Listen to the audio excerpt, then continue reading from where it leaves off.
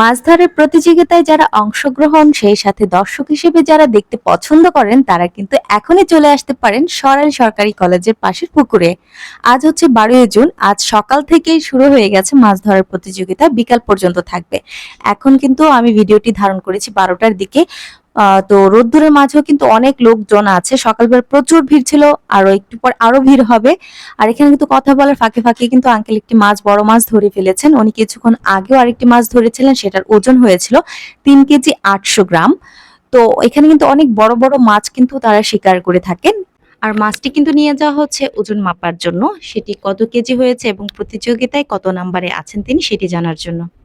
আর এই প্রতিযোগিতায় দর্শক হিসেবে অংশগ্রহণ করতে চাইলে এখনই কিন্তু চলে আসতে পারেন।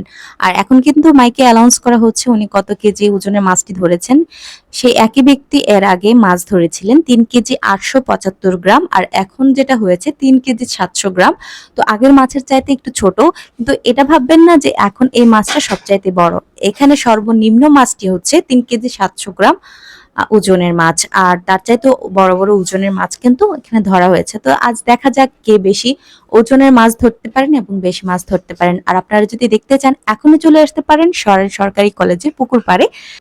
আর এই প্রতিযোগিতা কিন্তু বিকেল পর্যন্ত থাকবে। আর এই ভিডিওটি ধারণ করার পেছনে যার অবদান রয়েছে সেটি হচ্ছে আমার ভাস্তা। তার বয়স 11 বছর। এখানে প্রচুর মানুষ ছিল তাই আমি যেতে পারিনি। আমি আমার ভাইস্তাকে বলেছিলাম যে ভিডিওটি ধারণ করে আনতে। সে ছোট কিন্তু ভালোই মোটামুটি সে ভিডিওগুলো কভার করতে পেরেছে। তো ওর কষ্ট এবং আমার প্রচেষ্টা যদি ভালো লেগে থাকে অবশ্যই লাইক করে দেবেন এবং শেয়ার করে দেবেন ভিডিওটি। আর যারা যারা আসতে চান চলে আসতে পারেন। ধন্যবাদ।